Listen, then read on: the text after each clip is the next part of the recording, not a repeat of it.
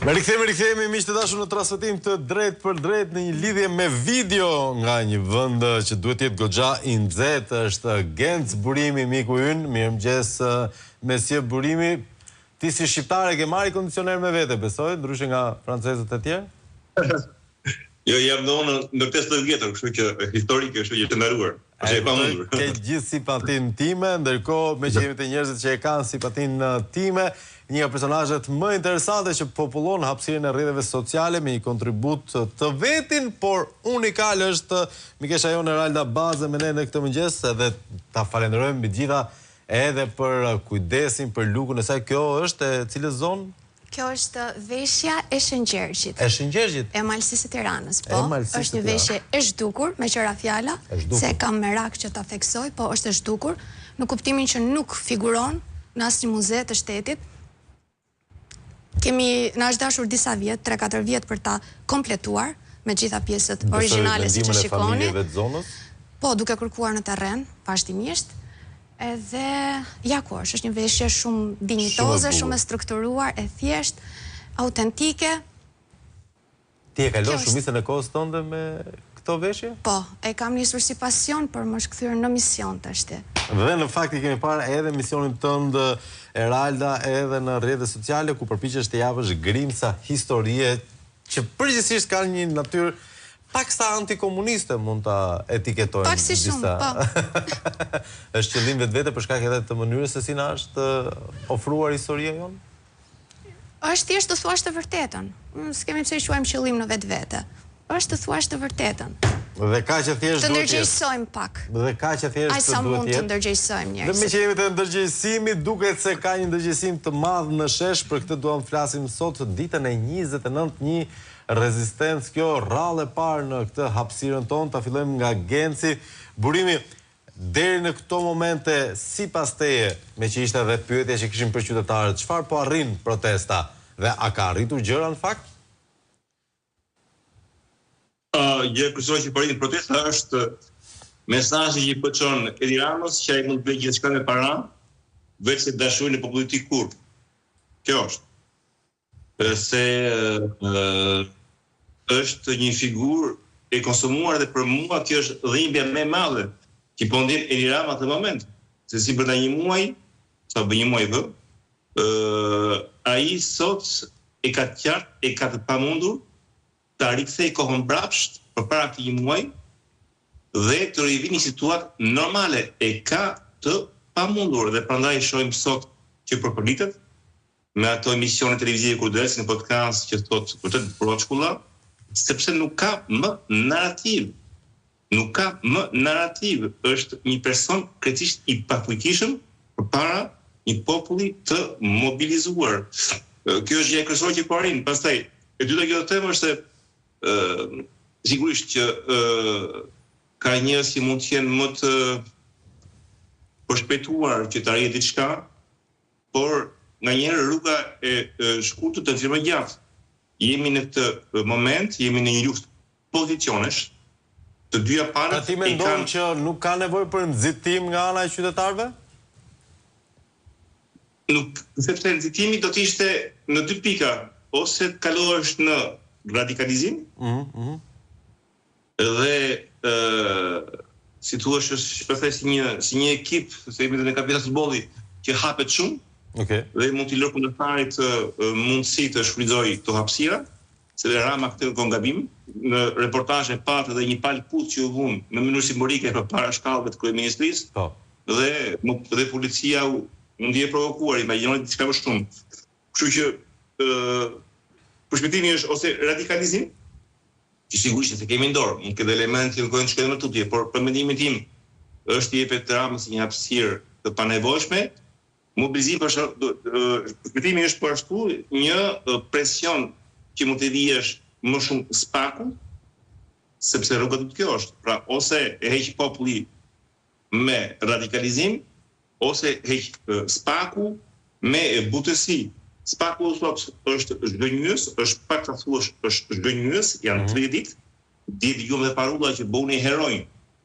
A partir duket, domethënë spaku mund të jetë tek fund kësaj tragjikomedie, Por ky SPAK u bën 3 ditë, po çon as edhe një mesazh, ndërkohë që ky SPAK legitimitetin dhe ato rrogat astronomike nga ky popull i nxjerr, nga ato takse i nxjerr. Kështu që SPAK do të vijë ai në do të izolojë, që mund të jetë presion shumë i madh SPAK-ut që ky të lëviz, por është rruga e mesme, është rruga e pozicioneve, rruga e lojës së nervave, është rruga kush do të dorëzohet i pari dhe në të pikpamje Rama është i humbur, do ketë gjithmonë një bërtham protestuesit që nuk e lëshojnë atë bulevard. Dhe tu do të bërë mirë llogarit, pastaj mbrapa që Rama vetë të thotë që shikon mbasi gjatë 1 muaj, 2 muaj për largohem, dhe kjo po ashtu është një utopi. Kjo rezistencë ka avantazhin që mund të tregoj atyre tutorëve të Ramës që ndodhen jashtë, pra që janë kancelerit, që zotëri ka në momenti të kalojmë në një faqe të re të historisë së Shqipërisë, kështu nuk vazhdohet se s'mund të ky popull në rrugë me javë edhe me muaj, po që ndërkombëtarët po ashtu ata të reagojnë, duhet arritur në këtë masë kritike rezistence, pra në fillim ndërkombëtarët ka kujtuar se ndodh si ke neve, ka njerëz që manifestojnë, po më pas qetësojnë gjërat. Jo, kjo është diçka historike dhe për Evropën, nuk është parë unë.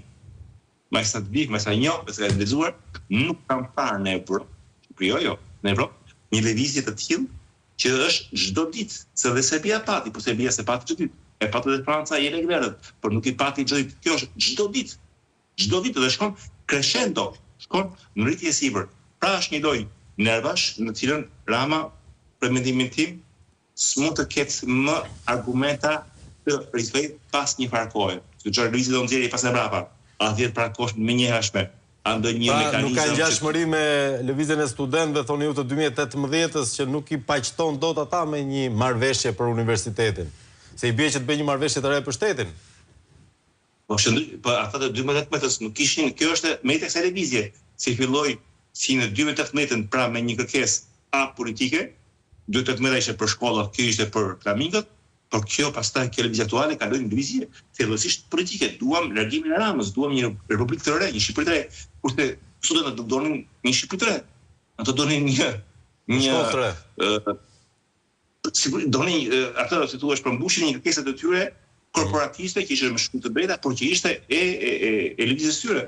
Se kjo është një lëvizje mbarkombëtare, shumë politike, që do largimin e Ramës. Thua se jemi në një situatë ku asnjë palë nuk pranon të rriqet, asnjë palë. E kuptoj. Jemi si një spinal, domethënë që asnjë palë nuk do ta lëshoj. Por përballë Rama ka masën, ka tonën, ka fuqinë. Dhe kjo është pyetja në fakt që do doja t'i shtroja Heraldës dhe e vetmja arsye pse e ftuam, që na ngacmoi sigurisht për të shkuar te emri i saj. Ne jemi historikisht famshëm për mos qenë dakord me njëri tjetrin. 4 fe, 75 parti, mund bëhen 76, nuk ka rëndësi 100. Regjistri është i shumëfisht, jemi krahinor, i kemi të gjitha të mirat në thonjza. E me gjitha të, sa historike është që mund të gjesh krah për krah në të njëjtin bulevard, me të njëjtin qëllim njerëz, kaq të ndryshëm në bindje dhe në qëndrime dhe në ide dhe në mendime. Më ke lexuar mendimet, Flavio. Madhështia e kësaj proteste është pikërisht kjo. Pra, vetë protesta është një arritje në vetë vete. Deri tashti, është e mrekullueshme, pikërisht së pari për këtë fakt, që ka bërë bashk masivisht njerëz tamam sipas asaj shprehjes pa dallim feje, krahine dhe ideje. Kjo ndodhi sepse të gjithë shqiptarët, pavarësisht tyre diferencave, dallimeve, patën një gjë të përbashkët, e pan veten pas një shteg. Sipas kanunit, edhe Hasmit i liet një shteg për me dalë. Dakord? E Zymbyl Pash Surreli, siç e kam pak gëzuar unë, nuk u las një shteg shqiptarëve. Përkundrazi u la 2 opsione, njëri më poshtërues se tjetri, por që nuk mund të quhen rrugdalje. Ose zvaranik, masti edhe shpurës së tij, banditeske, ose ik nga vendi, merr valizhen, këput qafën e emigracion. Dhe erdhi momenti që u mbush kupa, edhe ky moment që ajo ngjarja e tmerrshme e Zvërnecit, ku tek ai njeriu që po tërhiqej zvarr, shqiptarët më në fund panë qartë, domethënë, fatin e tyre të afërt. që u hipi gjaku në kokë dhe janë ngritur të tërë tashti, edhe i ke në shesh, krah për krah, njerëz me bindje, me formime, jo të ndryshme, po edhe të përplasshme, të kundërta, edhe kjo është një arritje shumë e madhe. Një tjetër mesazh që po jep kjo protest është që dalesa dhe zullumi ka kufi. Nuk mund të abuzosh e nuk mund ta poshtrosh një popull kështu pa limit fare, pa kufi.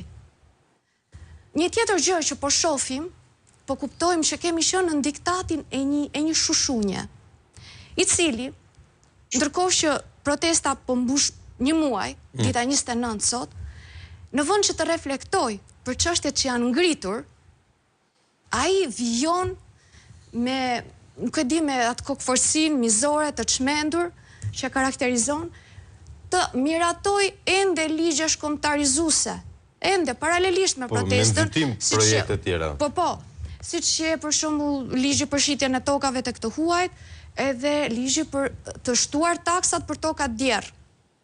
Dhe për apartamente. Pra, kjo protestë po na hap syt për shumë gjëra. E kuptoj. Tani, do doja të diskutojmë në fakt një aspekt tjetër, reagimin e Ramës në këtë një muaj.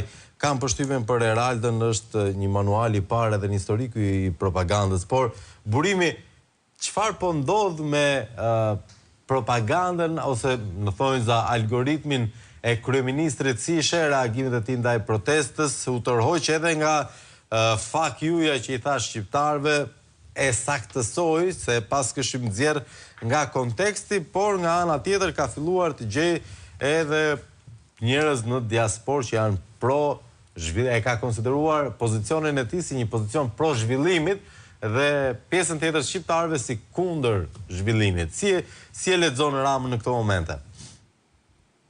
Manuali është për mendimin tim është i Ramës është i kopjuar nga i Vučićit. Është shumë interesante biles tojnë një student që bën shkenca politike të bëj një tezë mbi këtë ose në komunikim politik është befasuese i ngjashmëria e manualeve. Ashtu si Vučić edhe Rama filloi duke kërkuar armikun e jashtëm.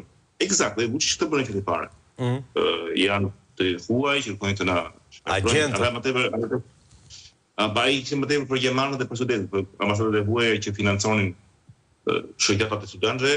Pastaj kaloi Vučić Rama po ashtu tek narrativa që ta po i bëjnë shumë dëm ekonomisë së vendit, nëse li ka një tjetër fakt sepse Serbi filluan këto lëvizjet në jetëditë shkollor dhe aty studentët manifestues, protestues bllokuan edhe hyrjet e fakulteteve ndaj atyre që donin të vazhdojnë mësimin dhe pezulluan edhe shkollat dhe kanë marrë dhe emër në Serbi nga pushteti bllokuesit.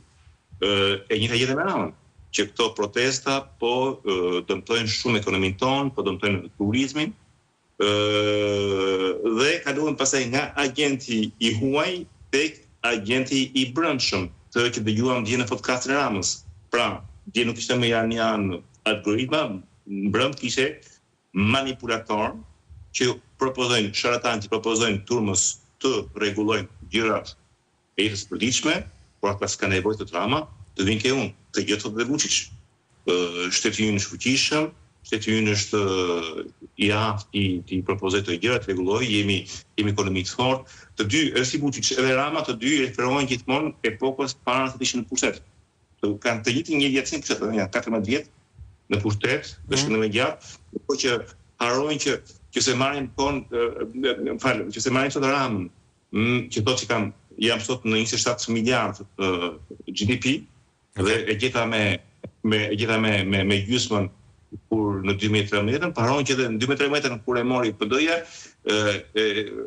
kur e mori 2005-ën, ishte gjysma e 2013, kështu që nuk është po bërë llogarit. Në Shqipëria ishte ke 5.000, 6.000 GDP në 2005-ën. Po, pra një progresion matematik, po thoni ju.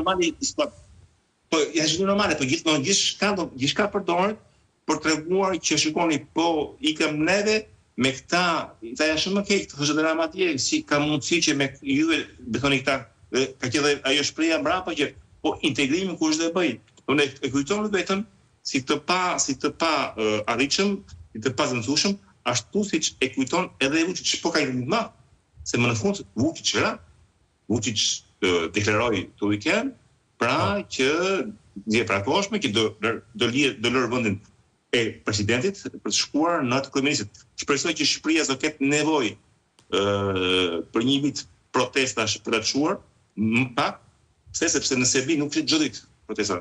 Shqipëria çdo ditë që mund të mendohet që mund të detyrohet Rama tek lëvizja e radhës më shpejt se kaq, por që kollaj nuk do të lëshoj.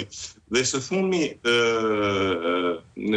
ajo që do përdori ai si argument shumë të fortë është se ta eurodeputet që ishte dje, po do vjen prapë dhe sot, të nuk është e 30 e 29, nuk sigurisht që këtë një impakt edhe ke raportet që të bëhen në të ardhmen mbi integrimin evropian dhe do jetë negative për Rama, dhe Rama sigurisht do të thotë që me mua integrimi është rrugë mbar, për shkaktuaj ky integrim po sabotohet. Të njëjtën tesë si përdori edhe ndaj kashif protestave të PD-s para asaj kohe, që thoshte që është PD-ja që po saboton integrimin. Pra, do përdor gjithçka Rama në mënyrë që për mendimin e tij të vazhdojë të rrisë një bërtham që është për Ramës, se duhet pranuar që është një bërtham, ka ende Shqipëri njerëz që janë për Ramës, nuk është brezi atyre që janë në bulevard, por gjithsesi si Serbi do mundohet ta shtoj sa më shumë të brez, në Serbi biles Vučić luajti kartën e kundra mitingeve masive, gjë që Rama e përdori një herë por nuk e zhvilloi, ku pati dhe përleshje midis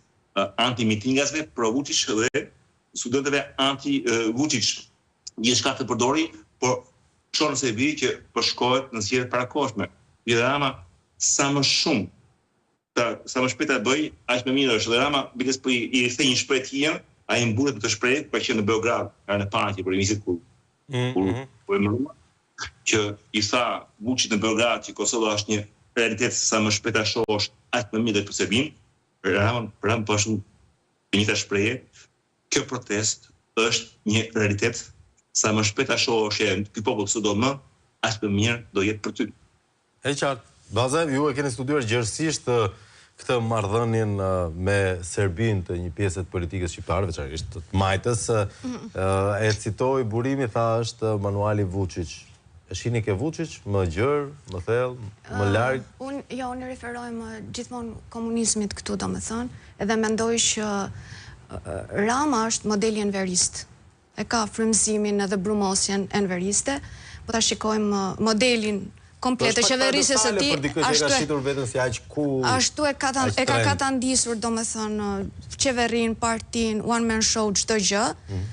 Ndjek modelin enverist, ndjek të krijuar të kultin e individit për veten e tij, edhe për krahjen i vjen nga enveristët e këtushëm që ekzistojnë. Domethënë është ai kontingjent këtu në Shqipëri, mos të bëjmë sikur nuk e dim, ata e ndjekin sy mbyllurazi, por jo vetëm këtu brenda, edhe jashtë Republikës së Shqipërisë, prap për krahjen e një aleance enveriste ka, unë kështu do ta quaja, siç janë për shembull Xhavit Halit, Ali Ahmeti e Kudiun, tipa të tillë, që për fat mirë këtu në Shqipëri nuk i njeh njeri as për osh as për balosh, nuk është se ka ndonjë peshë domethënë në opinionin publik, por gjithsesi fakti mbetet që ai ndjek modelin enverist, metodat enveriste dhe ka përkrajin e enveristëve.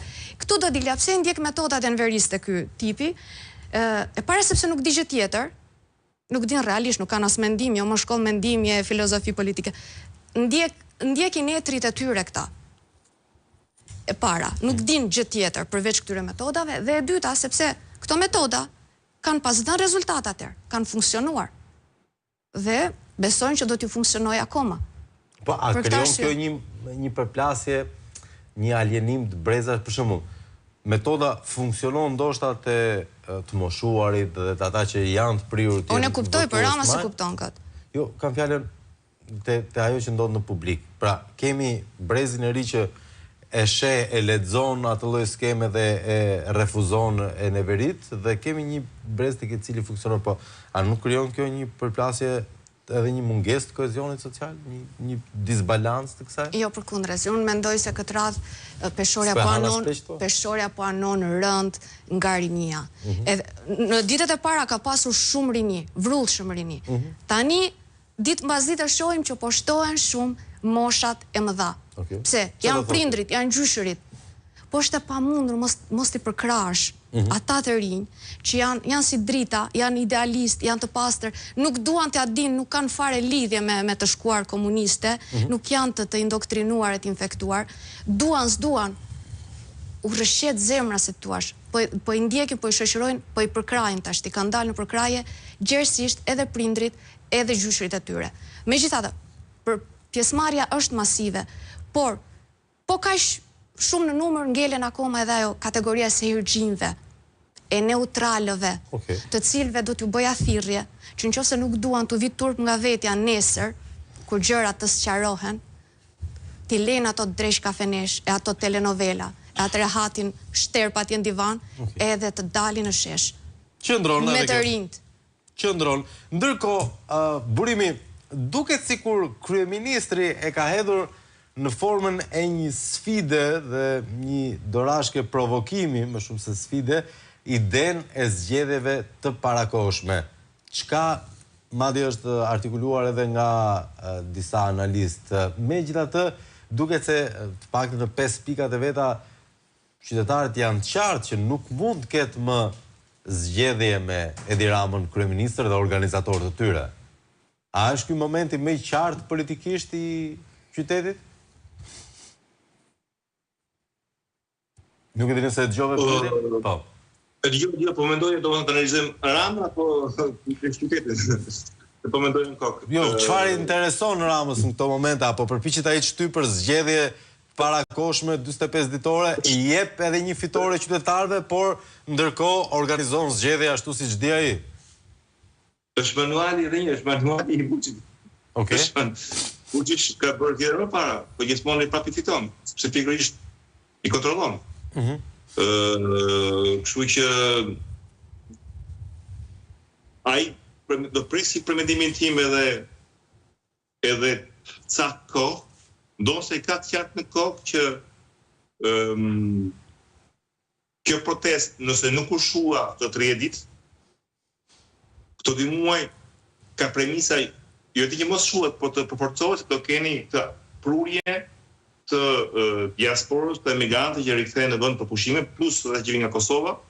Prandaj edhe diu tha dhe në miting një moment që policia e Shqipërisë me një turp të jashtëzakonshëm mundohet të dekurajojë kosovanët që vinë në Shqipëri në momentin kur përpyetje të turpshme në kufi, vini për protest apo pushime. Kështu që Rama e di që këto 2 muaj kjo protest nuk shuhet. Atëherë mendon, ose edhe një të vazhdoj në këtë situatë, pra të mbaj statuon, por me rrezikun se vërtet prurjet e diasporës do të pushojnë nga fundi gushit, por në shtator vinë pastaj prurjet e studentëve, e gjimnazistëve që Rama e ka shumë për qejf, më thoni sa. Kështu që pse jo, mund të ketë nduar nga formula Vučić, pra zgjedhje parakohshme, një lloj operacioni blitz, në mënyrë që është ai që do kontrollojë sërish kundërshtin e votimit, është ai që do kontrollojë sigurisht ato blerje votash me paranë e pisë, para e pisë nuk është zhdukur fatkeqësisht këtë muaj. Përkundrazi, Rama kërkon të arrikusë ende me forcë me anë të këtyre ligjeve surrealiste që është marrja e tokës bujësore shqiptarëve për t'u dhënë të huaj me ligje speciale. Kështu që të mendon ai që në këtë rast janë bërë gojën sqepin të gjithëve shqiptarëve dhe perëndimorëve që donin ndeshje, e bëm ndeshjen dhe prap fitova. Dhe pastaj është as unë as ti, që as syri, as në sim në gazetarët pastaj, që vendosim se cili do të reagimi i rrugës, i bulevardit, ditën kur Rama mund të thotë, okay, filan datë kemi zgjedhje parakohshme.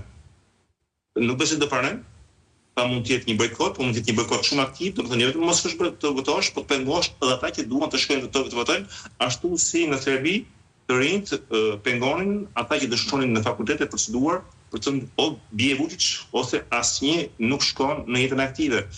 Dhe Rama do ta marrë parasysh këtë rrezik që kjo protest nuk mund t'i dalë atij kuadri që ka prezantuar në to 5 kërkesa, të cilat nuk përmbajnë zgjedhje parakohshme përpara largimit të tij, se zgjedhjet parakohshme me Edi Ramën nuk mund të ketë të njëjtat shkaqe të çojnë sërish në të njëjtat pasoja. Prandaj them unë që mund të provoj këtë, po mbrapa mund të provoj edhe fakti që mund të hiqet në një farë mënyrë, dhe pse jo të vër marrëdhënien e tij, ta rron ballun si kryeministër.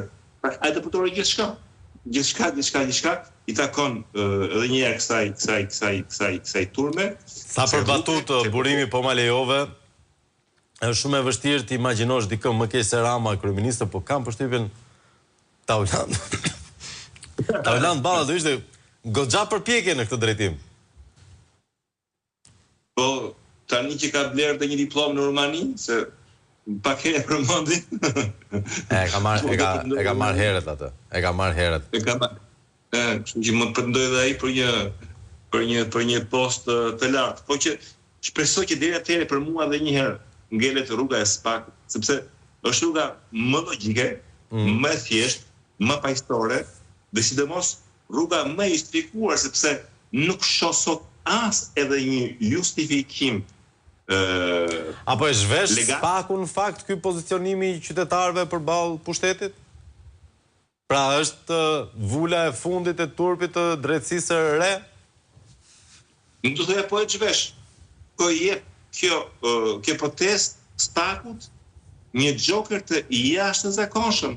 Po heq gjëra të mos e projë, të po thoya, nuk ka arsye logjike përse SPAK-u për shembull të filloj jetim kryesisht.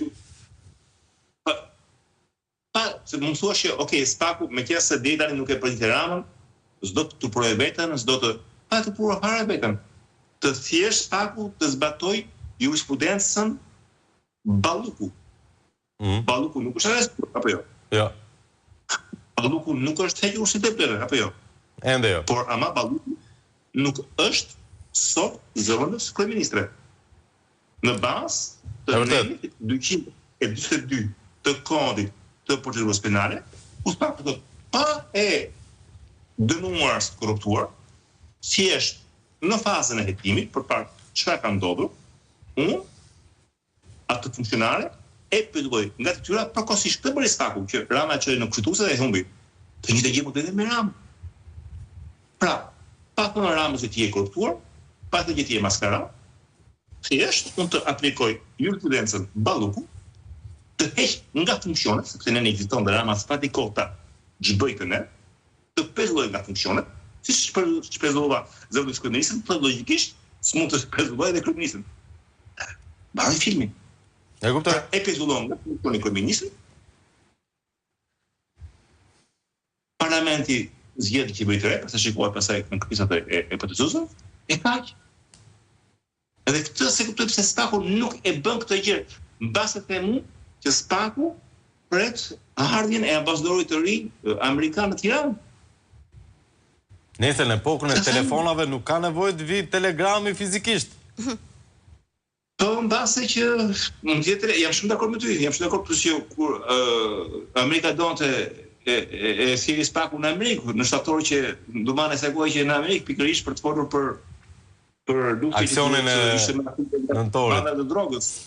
Por që edhe një ka përshtypje se edhe këtu në Perëndim mbase nuk u mor shumë seriozisht kjo lëvizje, u mor si një lëvizje rinore, me të thllap të freskët, lagune, flamingot, pra diçka shumë romantike.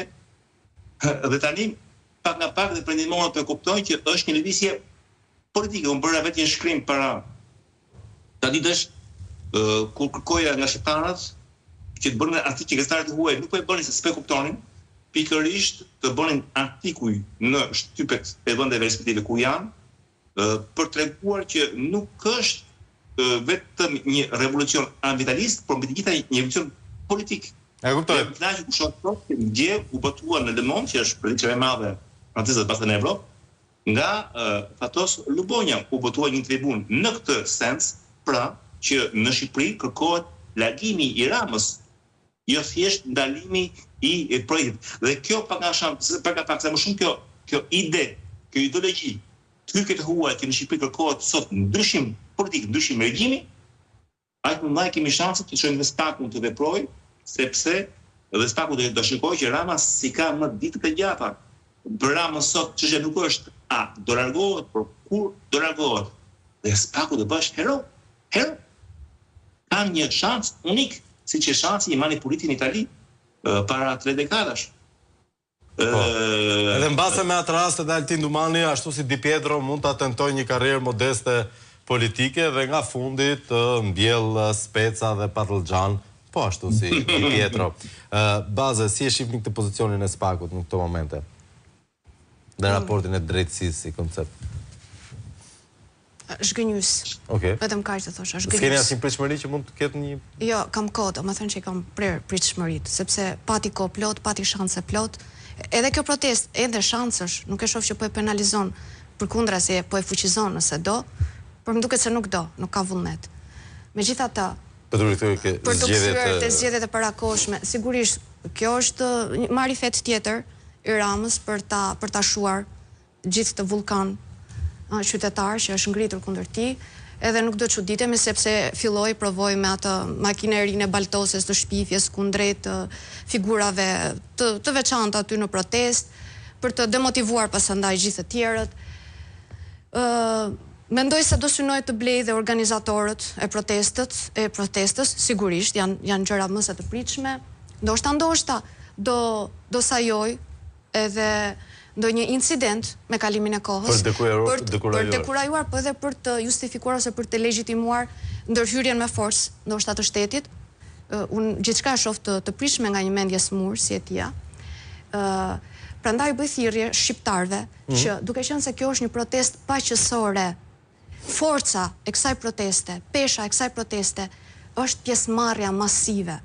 Duhet të marrim pjesë masivisht. Është o sot o kurrë. Trimnia pas lufte dhe urtia pas kuvendit nuk kanë më vlerë. Në datë 4 korrik, që është edhe festa e Amerikës, mendoj që populli duhet të derdhet në shesh, sepse me Amerikën jemi ne, populli, nuk është zymbyll matrapazi.